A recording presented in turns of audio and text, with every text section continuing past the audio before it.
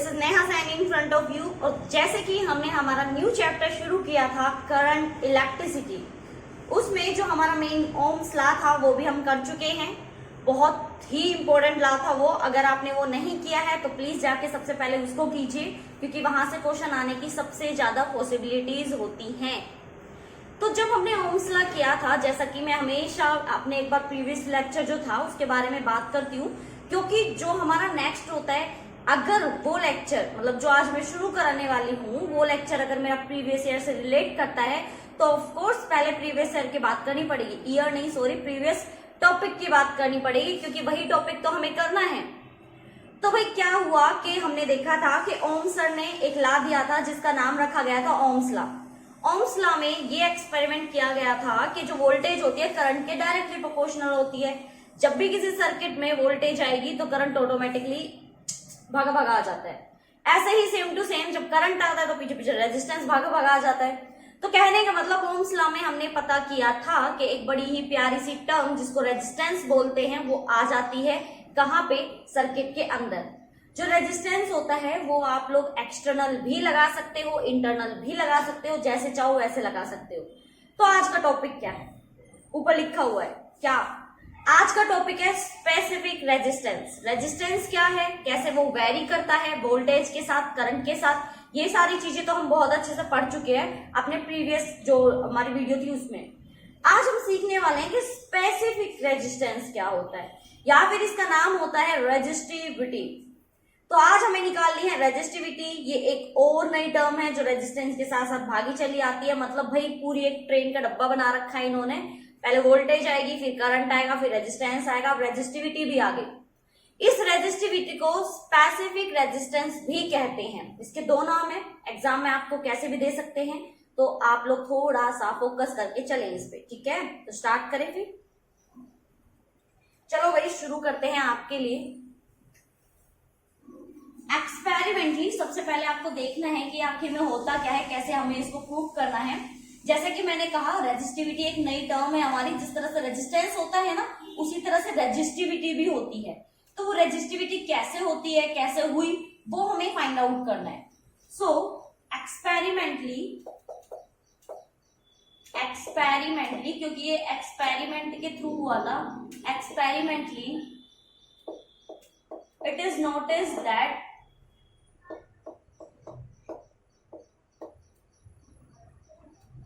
क्या नोटिस किया गया, फर्स्ट, यस फर्स्ट, सॉरी पर ये थोड़ा सा जब आप देखोगे ना तो थोड़ा सा, ज्यादा नहीं, थोड़ा सा ये आपको डेरिवेशन टाइप लगेगा, लेकिन ज्यादा मुश्किल नहीं है।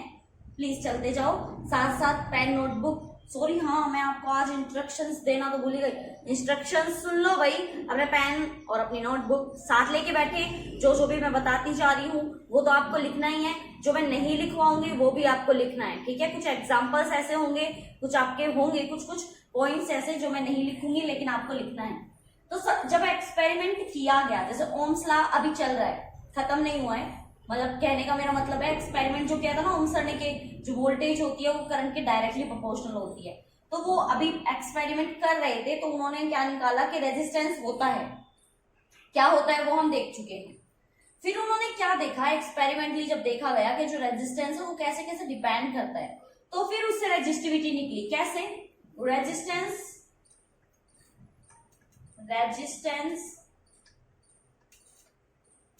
ऑफ अ सर्किट या कंडक्टर, कुछ भी कह लीजिए, कंडक्टर डायरेक्टली प्रोपोर्शनल टू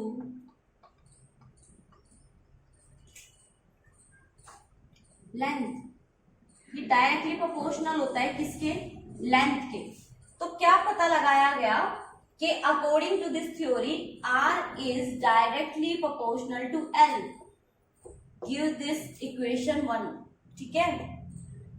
क्या हुआ, देखा गया जब वो एक्सपेरिमेंट हो रहा था जो ओम सर कर रहे थे, तो उसमें बड़े ही ध्यान से देखा गया कि रेजिस्टेंस किस किस पर डिपेंड करता है। तो जब ये फाइंड आउट किया गया कि रेजिस्टेंस किस किस पर डिपेंड करता है, तो सबसे पहले निकल के आई लेंथ, कि हमारा जो रेजिस्टेंस होता है वो लेंथ पे डिपेंड करता है, तो उसको नाम दे दिया गया 1। सेकेंडली जब देखा गया तो क्या पता लगाया गया,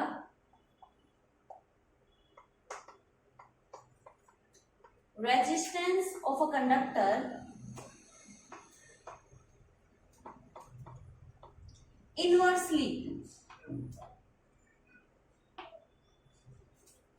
inversely proportional to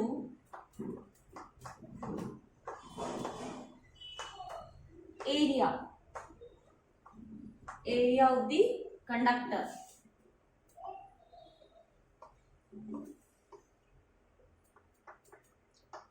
That's mean कि पहला था कि आपका जो रेजिस्टेंस है वो लेंथ पे डिपेंड करता है कि एरिया की लेंथ क्या है।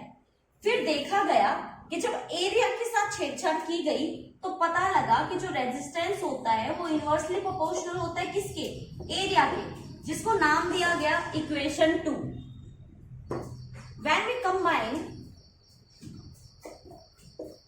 when we combine equation 1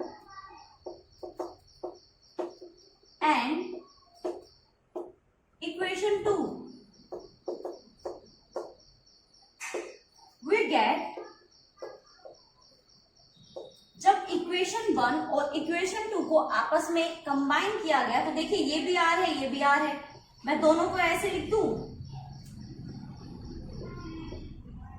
देखिए कुछ भी नहीं किया मैंने, जस्ट लेंथ डायरेक्टली थी, एरिया इनवर्सली था, तो मैंने डायरेक्टली लेंथ लिख दिया है और इनवर्सली ए लिख दिया है। इससे ज्यादा मैंने इसमें कुछ भी नहीं किया है, आप देख सकते हैं। तो आप लोग जैसा कि जानते हैं कि एक्सपेरिमेंटली ये दोनों चीजें निकल के आई और फिर आया था नेचर ऑफ द मटेरियल, कि किस कंडक्टर का, किस टाइप का जो हमारा मेटल है वो यूज किया गया है कंडक्टर बनाने के लिए। तो जो हमारा रेजिस्टेंस होता है वो 3 चीजों पे डिपेंड करता है, length, area and nature of the conductor, कि वो कंडक्टर किस मटेरियल का बना हुआ है, आयरन है या फिर एल्यूमिनियम है, सिल्वर है, कॉपर है, कौन सा मेटल है। तो हमने देखा कि area, length, area, nature of the conductor, और जब हम इस दोनों को मिलाएंगे आपस में तो आप जानते हैं कि ये जो प्रोपोर्शनैलिटी का साइन है ये आपका क्या हो जाता है, फिनिश। तो जब ये आपका फिनिश होता है तो आपको जानते हैं कि ये जैसे ही हट जाता है हमारे पास एक कांस्टेंट आ जाता है, और यहाँ पे जो बेटा कांस्टेंट आएगा उसका सिंबल होगा कुछ ये आपका सिंबल होगा, और इसी को ही बोलते हैं रेजिस्टिविटी या फिर स्पेसिफिक रेजिस्टेंस। आप लिखेंगे here rho is proportionality constant, proportionality constant known as specific resistance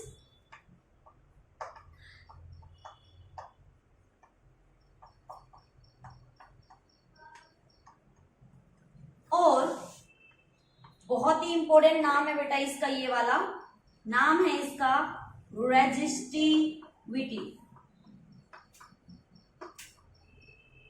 देख लीजिए ये हमारा कंप्लीट डेरिवेशन निकल के आता है कि हमारी जो रेजिस्टिविटी होती है वो क्या होती है, कैसे हम उसको डिफाइन कर सकते हैं। अभी कंप्लीट नहीं हुआ है, अभी सिर्फ मैंने ये बताया है कि ये जो रेजिस्टिविटी है हमारी ये कैसे आई है। तो एक बार और रिवाइज कर लेते हैं। जब एक्सपेरिमेंट किया गया ओम्स लॉ का तो देखा गया कि हमारी जो वोल्टेज है वो डायरेक्टली प्रोपोर्शनल होती है करंट के।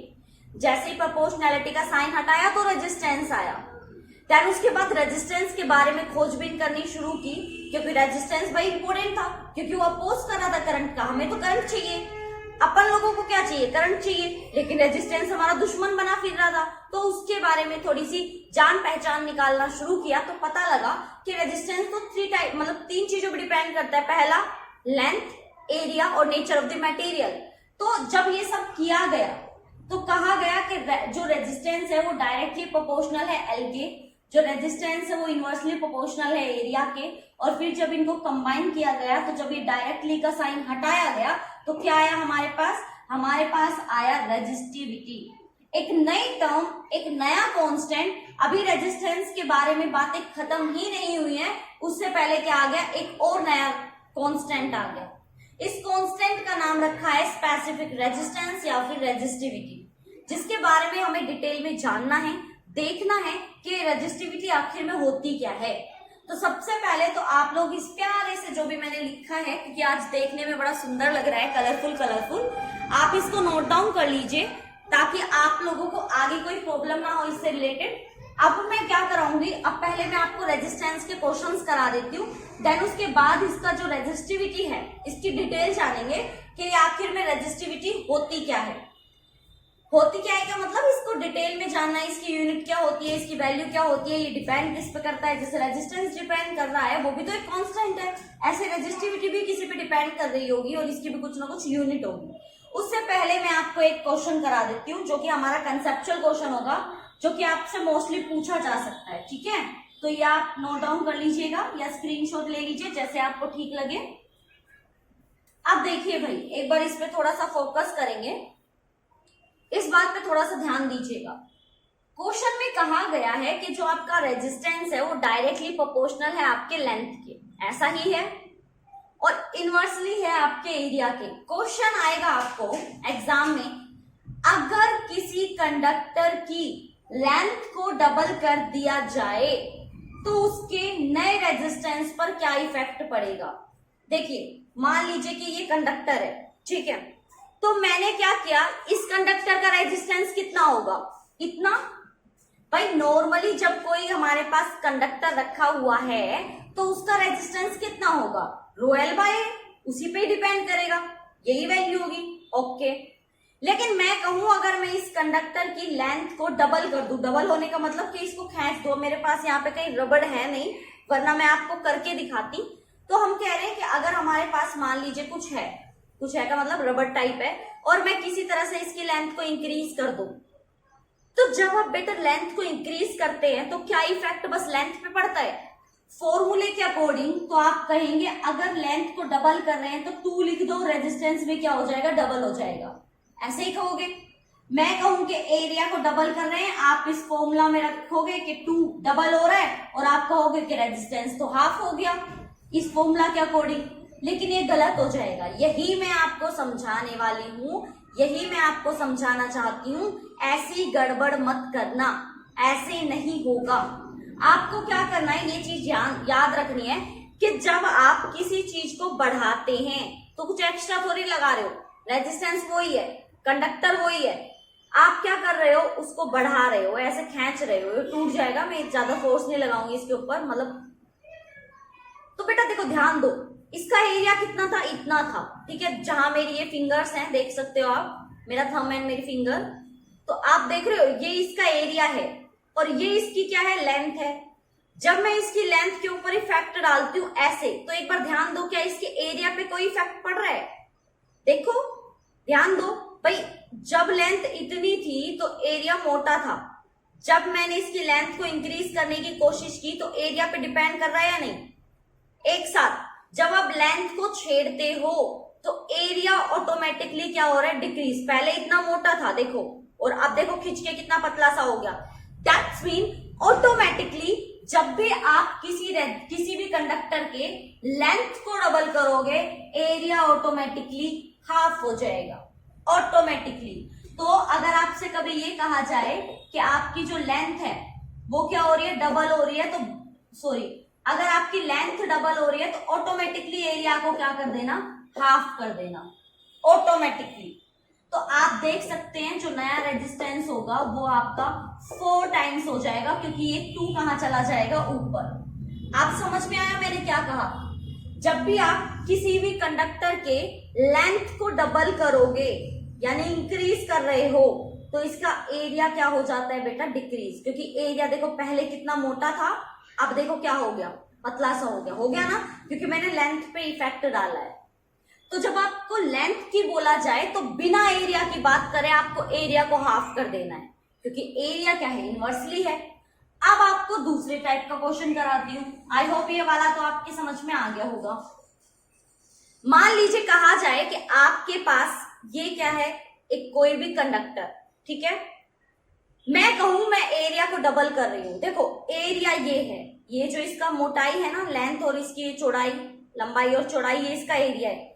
मैं कहूं मैं इसको डबल कर रही हूं, तो कंडक्टर अब भी यही है, इसका एरिया डबल करने के लिए क्या करूं, ऐसे हो गया एरिया डबल, देखो हो गई ना चौड़ाई मोटी, कहने का मतलब इसकी ब्रेथ हो गई ना इंक्रीज। तो कहने का मतलब क्या है, जब आपने इसके एरिया को डबल किया तो एरिया तो डबल हो गया, लेकिन बेटा लेंथ देखो ना हाफ हो गई, पहले लेंथ ये थी अब लेंथ ये हो गई है, तो बताओ बताओ कितना इफेक्ट पड़ा ना।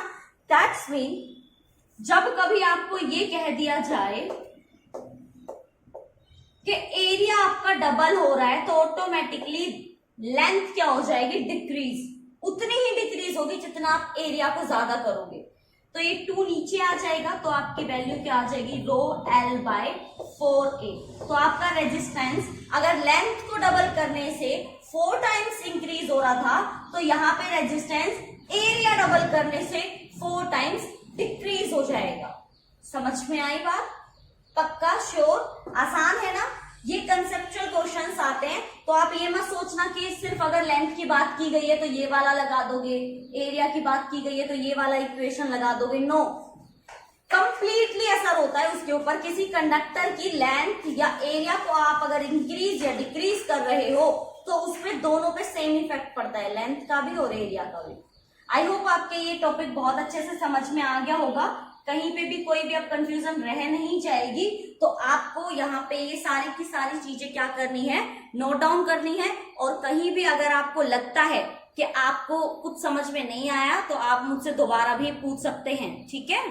तो ये नोट डाउन कर लिया, इरेज करें अब इसको। अब हमारी फाइनल टर्म की तरफ चले, थोड़ा सा समझे इसको कि हमारी ये फाइनल टर्म हमें क्या समझाना चाह रही है। तो चलिए बे, मन नहीं कर रहा वैसे मेरा इरेज करने का, आज रियल में अच्छा लग रहा है कलरफुल।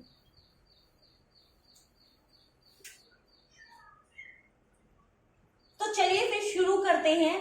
हमने कहा कि हमारे पास जो फाइनल रिजल्ट आया है वो है R is equal to rho L by a, ये हमारे पास फाइनल रिजल्ट है। तो हमने कहा कि जब हमने रेजिस्टिविटी मतलब रेजिस्टेंस के बारे में जाना, तो हमने देखा कि रेजिस्टेंस डिपेंड करता है लेंथ पे डायरेक्टली, एरिया पे इनवर्सली, और हमारा नेचर ऑफ मटेरियल पे।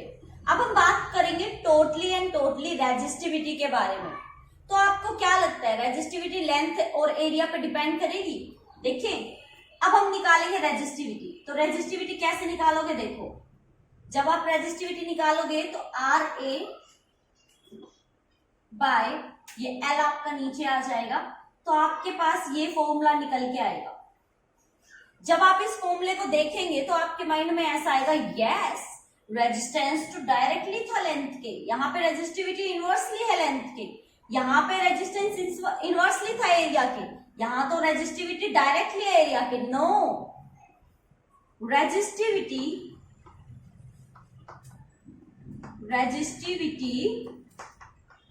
does not depends on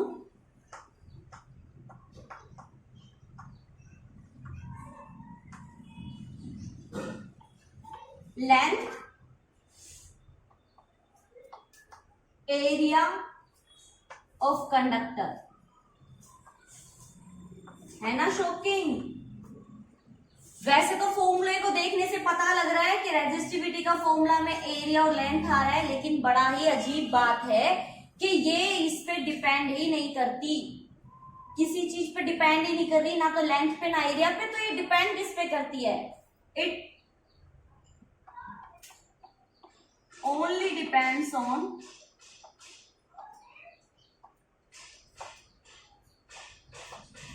किस पे डिपेंड करता है बेटा, ये ओनली डिपेंड करता है नेचर ऑफ मटेरियल पे या फिर नेचर ऑफ कंडक्टर। आई बात समझ में? तो क्वेश्चन में देखिए, अब आपको कंफ्यूज करने के लिए एग्जामिनर क्या करेगा, या तो फाइनल ईयर या फिर आपका मतलब फाइनल एग्जाम में, या फिर आपका जो गवर्नमेंट एग्जाम होता है उसमें बड़ी ही चालाकी से एग्जामिनर ये क्वेश्चन रख देगा, पुट कर देगा कि आपकी जो रेजिस्टिविटी है, उस क्वेश्चन आएगा कंडक्टर के एरिया को डबल कर दिया जाता है, तो बताइए रेजिस्टिविटी पर क्या इफेक्ट पड़ेगा? रेजिस्टेंस नहीं, वो कहेंगे रेजिस्टिविटी पर क्या इफेक्ट पड़ेगा। तो आप अगर ये पढ़ा है आपने जनरली इन सारी चीजों को पढ़ा है तो इजीली समझा दोगे। डिपेंड ही नहीं कर रहा, हमारी मैम ने बताया था डिपेंड ही नहीं कर रहा, गलत है। ऑप्शन में ही आएगा भी, doesn't depend on anything. Choice is yours. अगर आप ध्यान से पढ़ते हैं, एक एक लाइन को समझते हैं, क्वेश्चन किस तरह से आएंगे, किस तरह से कोई क्वेश्चन किसी टॉपिक पे या किसी फॉर्मूला पे डिपेंडेंट है, ये भी सिखा रही हूं मैं आपको। तो आपको यहाँ पे पता लग जाएगा कि रेजिस्टिविटी तो डिपेंड ही नहीं कर रही, वो तो सिर्फ मटेरियल के नेचर पे डिपेंड कर रही है कि किस चीज का बना हुआ है। दैट्स मीन बहुत ही कंफ्यूजिंग हो जाएगा ये, है ना? होगा या नहीं? तो यहाँ पे आपको फोकस करना है, ध्यान देना है इस चीज का कि रेजिस्टिविटी ना तो लेंथ पे डिपेंड कर रही है, ना आपके एरिया पे डिपेंड कर रही है, वो तो बेचारी चुपचाप बस नेचर पे डिपेंड करती रहती है। तो ये तो था उसकी रेजिस्टिविटी के बारे में कि रेजिस्टिविटी डिपेंड किस पे करती है।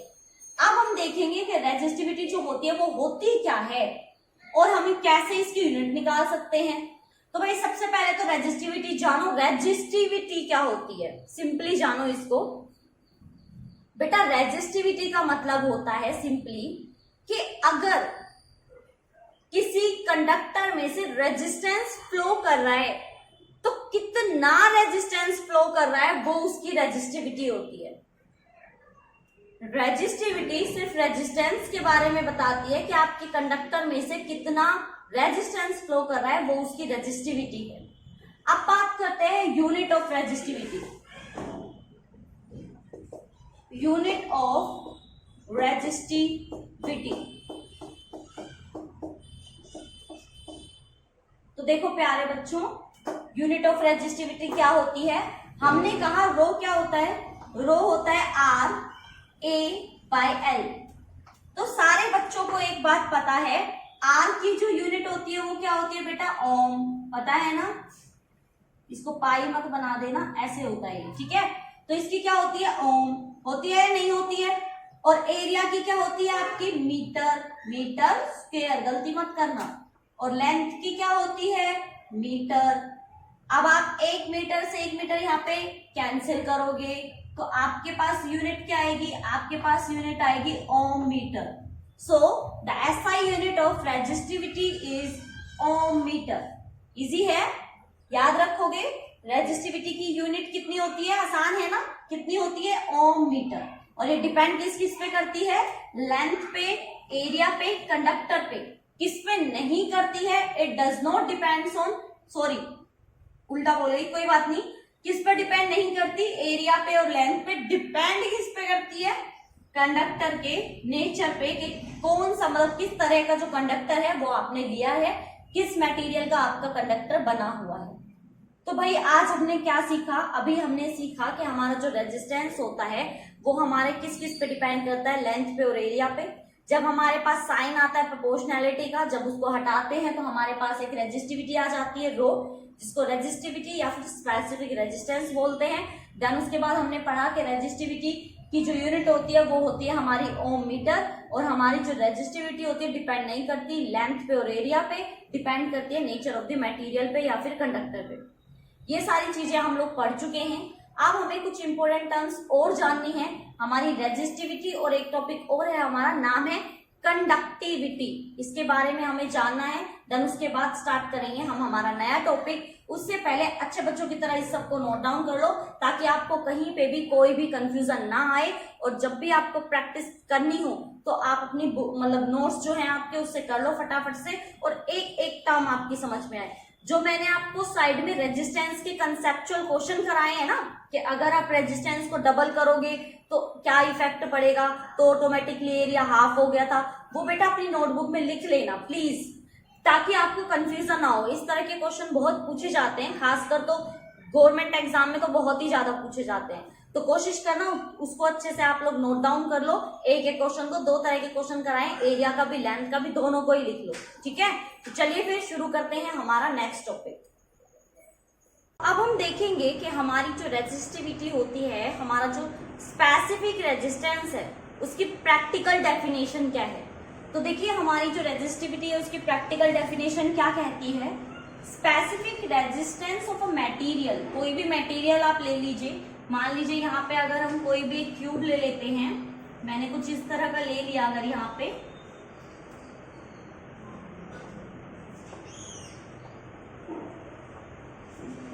तो बेटा ये जो है ना इसका, ये इस तरफ का जो साइड्स होंगी हमारी, ये हमारा एरिया होगा, ठीक है। ये हमारी क्यूब है। बोला है कि मटेरियल में be defined as the resistance of a material of length 1 metre. तो अगर ये क्यूब है हमारी, तो ये भी हमारी 1 मीटर साइड होगी, ये भी हमारी 1 मीटर होगी, ये भी 1 मीटर होगी और ये भी 1 मीटर ही होगी।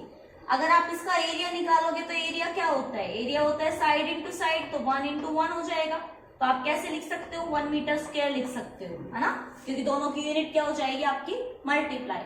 तो कह रहा है material of length 1 metre having area of cross section 1 metre square, यानी कि एरिया कितना दे रखा है, 1 मीटर स्क्वायर दे रखा है और लेंथ इसकी दे रखी है 1 मीटर। तो आप इसको कैसे लिखोगे, देखो हमें पता है कि R इज इक्वल टू क्या होता है हमारा, रो L बाय ए। जब आपको रेजिस्टिविटी डिफाइन करने के लिए आए तो आपको ये सारी चीजें लिखनी है। कहने का मतलब प्रैक्टिकली आपको कैसे एग्जाम में इसको अटेम्प्ट करके आना है, मैं एग्जैक्टली आपको वही सिखा रही हूँ, ठीक है। तो हमारे पास हमें क्या चाहिए, हमें चाहिए यहाँ से रेजिस्टिविटी। तो रेजिस्टिविटी क्या आ जाएगा, R A बाय L, कुछ ऐसा आएगा। तो इसने कहा है कि अगर आपका एरिया हो जाए 1 मीटर स्क्वायर और लेंथ हो जाए 1 मीटर, तो कैंसिल आउट, आपका जो R है वो क्या बचेगा, रो के इक्वल। तो इस टाइम पे आपकी रेजिस्टिविटी क्या हो जाएगी, R के इक्वल हो जाएगी। कब, जब आप इस एरिया को तो क्या लिख देंगे, अगेन 1 मीटर स्क्वायर और रो L को कितना लिख देंगे, 1 मीटर। तो 1 कोई मायने नहीं रखता है, सिंपली आपके पास क्या आ जाएगा, R आ जाएगा। तो हम क्या कहेंगे कि इस कंडीशन में हमारी जो रेजिस्टिविटी है वो हमारी रेजिस्टेंस के इक्वल है। That's mean the resistance of a material of a length 1 metre having area of cross section 1 metre square. जब आपका एरिया तो 1 मीटर स्क्वायर हो जाएगा और लेंथ आपकी 1 मीटर हो जाएगी, तो आपका रेजिस्टेंस ही क्या कहलाएगा, रेजिस्टिविटी कहलाएगा। और इसकी यूनिट तो मैं आपको बता ही चुकी हूँ। यूनिट वैसे तो होती है इनकी ओम, मीटर, लेकिन अगर सिंबल में यूज करते हैं तो सिंबल से कैसे करेंगे, सिंबल ओम का होता है ये, और हमारी मीटर को कैसे लिखते हैं, मीटर। ये तो देखो हमारी है एसआई यूनिट, ठीक है, ये हमारी एसआई यूनिट होती है। लेकिन अगर आपसे सीजीएस कहा जाए तो सीजीएस में ओम आपका ओम ही रहेगा, इसमें कंफ्यूज नहीं होना है। मीटर आपका हो जाएगा सेंटीमीटर, ठीक है भाई, हो गया। तो ये हमारी रेजिस्टिविटी, जिसके बारे में हमें थोड़ी सी नॉलेज होनी चाहिए। 2 मार्क्स में अगर आपसे अलग से पूछ लिया जाता है ये question, what do you mean by resistivity, तो आपके पास एक स्पेसिफिक डेफिनेशन तो होनी चाहिए थी ना, डेफिनेशन, और उसको निकालना कैसे है, ये सारी की सारी टर्म्स हमें पता होना चाहिए। और लास्ट में सॉरी, कभी भी इस चीज को ऐसे मत लिखिएगा, जब भी आप लास्ट का जो फॉर्मूला हो उसको हमेशा बॉक्स में बंद कर दोगे और बताओगे hair R is equal to resistivity of the material, L is equal to length of the conductor, A is equal to area of the conductor। ये सारी की सारी चीजें आप डिफाइन करके आओगे, ऐसे ही नहीं छोड़ोगे, ऐसे ही आप नीचे लिखोगे R is equal to resistivity of the conductor and R is equal to, बताओ, resistance of the conductor। तो ये हो गया हमारा स्पेसिफिक रेजिस्टेंस का टॉपिक फिनिश। अच्छे से हमारे समझ में भी आ गया, आई होप आपके भी आ गया होगा। अब आप इसको अलग से नोट डाउन कर लेना, डाल के स्पेसिफिक रेजिस्टेंस एंड रेजिस्टिविटी आई कैसे है वो भी मैं आपको बता चुकी हूँ, हमने पूरा निकाल के देखा। जब हमारा रेजिस्टेंस लेंथ के डायरेक्टली था और इनवर्सली था एरिया के, तब हमने ये पूरा का पूरा सिस्टम अच्छे से कर लिया था। तो अब आपका काम क्या है, जस्ट आपको इसको क्या करना है प्यारे बच्चों, इस पूरे के पूरे टॉपिक को ऐसे के ऐसे उतार लेना है।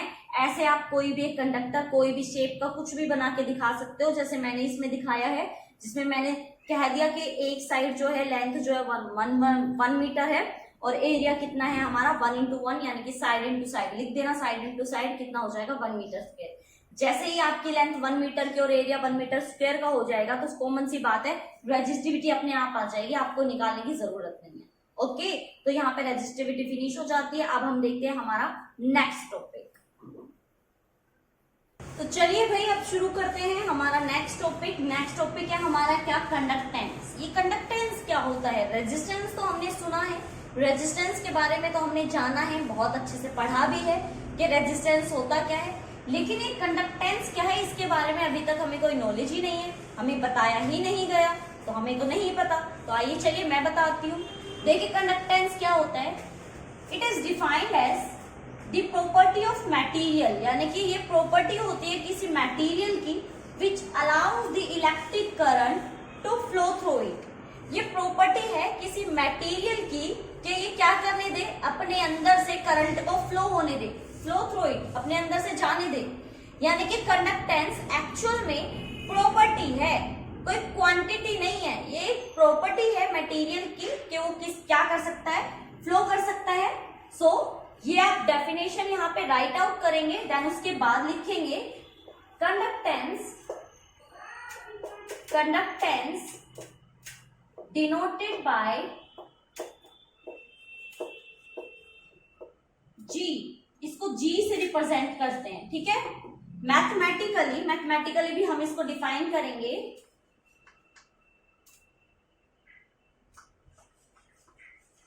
Mathematically G is inversely proportional to R. OMG, यहाँ पे भी R, बिल्कुल रेजिस्टेंस कंडक्टेंस नाम सेम है ना। देखो तो हमने कहा कि हमारा G जो है, हमारा जो कंडक्टेंस है वो हमारा रेजिस्टेंस के क्या है, इनवर्सली प्रोपोर्शनल है। तो क्या पता लगाया गया यहाँ पे बहुत ही दिमाग लगाया गया और कहा गया कि अगर रेजिस्टेंस कम हो जाए दैट्स मीन करंट ज्यादा हो जाएगा, क्योंकि हम लोगों को तो पता है I is inversely proportional to R। तो अगर मेरा रेजिस्टेंस कम हो गया तो हम लोग करंट को क्या कर देंगे, ज्यादा, और करंट को ज्यादा कर देंगे तो वो उसका क्या बन जाएगा, कंडक्टेंस। भाई वही मटेरियल तो रेजिस्टेंस को कम कर पाएगा जो हमारा करंट ज्यादा फ्लो कराएगा, यही तो होगा ना। तो अब हम क्या करेंगे, यहाँ पे हम पुट करेंगे हमारे रेजिस्टेंस की क्या वैल्यू, पुट करो जल्दी से। तो जब हम इसको पुट करेंगे तो G is directly proportional to rho L by A, हमारे पास कुछ ऐसा आ जाएगा और एरिया हम ले लेंगे ऊपर, तो ये हो जाएगा हमारा G is directly proportional to A by rho L, ऐसा कुछ हो जाएगा। दैट्स मीन हमारा जो कंडक्टेंस है वो क्या कर रहा है, एरिया और लेंथ पे डिपेंड कर रहा है। और अगर आप इसकी क्या निकालेंगे, यूनिट निकालेंगे, तो यूनिट आपको सीधी सीधी नहीं लिखनी है, यूनिट उल्टी कर दो। जैसे कि देखो R की क्या होती है, ओम, तो ये ओम का क्या है, इनवर्स है, तो पता है इसकी यूनिट कैसे लिखोगे आप लोग,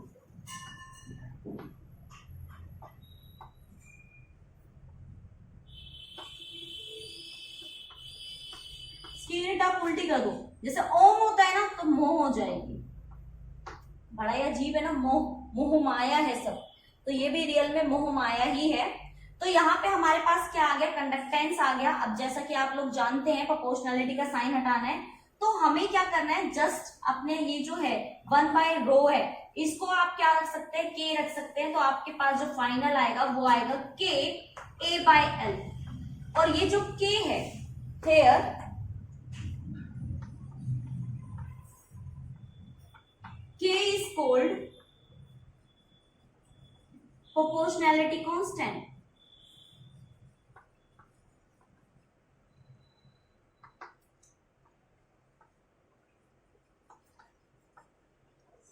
of conductance.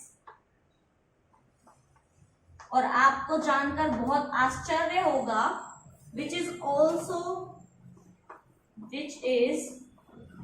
Also known as, इसको एक नाम और दिया जाता है और नाम है बेटा कंडक्टिविटी। जैसे रेजिस्टिविटी होती है ना, ऐसे ही क्या है, ये कंडक्टिविटी है ना। इंटरेस्टिंग। यानी कि जो K है वो हमारा एक जो कांस्टेंट है, इसकी वैल्यू क्या है, इसकी वैल्यू होती है हमारी K A बाय L, और यहाँ जो K की वैल्यू होती है वो होती है 1 बाय रो। यानी कि यहाँ पे जो 1 बाय रो था उसको हमने क्या रख दिया, K रख दिया, एक कांस्टेंट रख दिया, और हमें पता लगा कि जैसे रेजिस्टिविटी है, रेजिस्टेंस की रेजिस्टिविटी है, वैसे कंडक्टेंस की कंडक्टिविटी है। अगर कंडक्टेंस इनवर्सली प्रोपोर्शनल है रेजिस्टेंस के, तो आपका कंडक्टिविटी, जो आपका कंडक्टिविटी है वो इनवर्सली प्रोपोर्शनल है रेजिस्टिविटी के। बहुत ही कंफ्यूजिंग टर्म्स हैं, बहुत अजीब तरीके से कहने का मतलब कुछ भी आए जा रहे हैं, कंडक्टिविटी आ रही है, कंडक्टेंस आ रहा है, रेजिस्टिविटी आ रही है, लेकिन इन टर्म्स को, एक एक टर्म्स को आपको बहुत अच्छे से याद रखना है कि रो क्या है, जी क्या है, आर क्या है, के क्या है, ये सारी की सारी चीजें आप लोग बहुत अच्छे से नोट डाउन करोगे। कहीं भी कंफ्यूजन वाली बात रहनी नहीं चाहिए, थोड़ा सा ध्यान रखिएगा प्लीज। तो सारी चीजों को अच्छे से नोट डाउन कर लेना। अगर कंडक्टेंस आता है तो आपको याद रहना चाहिए उसकी डेफिनेशन क्या होती है। तो ये तो हो गया हमारा सिंपली जो होता है वो।